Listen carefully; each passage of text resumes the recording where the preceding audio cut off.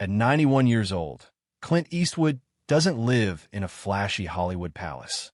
He lives in something far more revealing, a quiet, guarded paradise that reflects exactly who he is.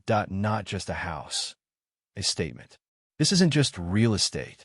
It's a life philosophy made of stone, wood, and ocean air. Hidden inside Pebble Beach, California, Clint Eastwood's primary residence, Hacienda Esta Madera, meaning Eastwood Estate, is a 1928 Spanish colonial masterpiece sitting on 4.7 private acres overlooking Point Lobos and Stillwater Cove.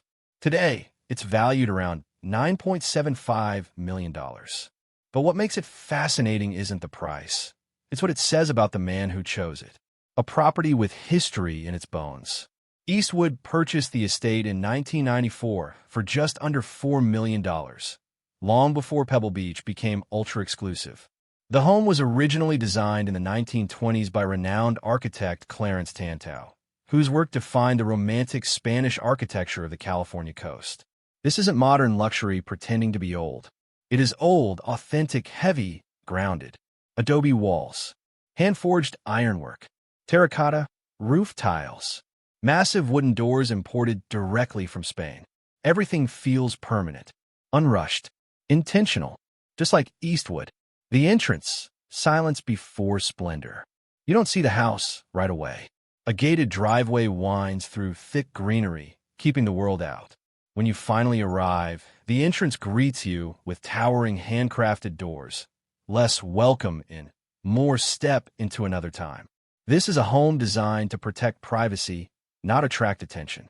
The heart, a courtyard made for stillness. At the center of the estate is a private courtyard, complete with a fountain, oak trees, and lush foliage. Every major room opens toward it. It's not decorative, it's meditative. This layout pulls life inward, away from noise and toward calm, something Eastwood has always valued, especially later in life. Living spaces that breathe. The main living room feels like Spain transplanted to the California coast. High ceilings with exposed wooden beams. Terracotta tile floors. A massive stone fireplace anchoring the space.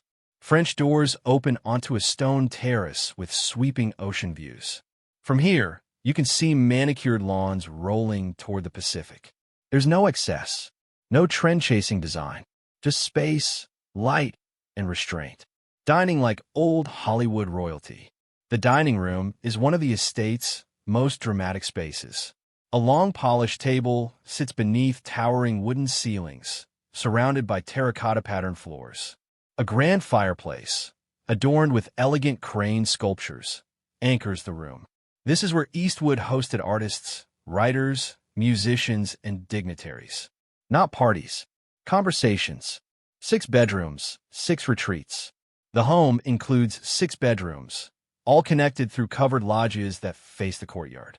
The primary suite is its own sanctuary. Fireplace, spa-style bathroom, his and hers dressing rooms, built-in alcoves, and Moorish doors. Nothing flashy, everything comfortable. This is luxury designed for longevity. Outdoor space, where the house really speaks. The stone patio might be the estate's crown jewel. From here, Carmel Bay stretches endlessly. The breeze carries salt air. The world feels distant. This is where Eastwood's personality is clearest. Not the action star, not the director, but the man who values solitude, reflection, and nature. A home with a public moment. The estate briefly stepped into the spotlight during Mrs. Eastwood and Company, an reality series in 2012, when Eastwood lived here with then-wife Dina and daughters Francesca and Morgan. Even then, the house remained understated, never trying to steal the scene. More than one retreat. This isn't Eastwood's only sanctuary.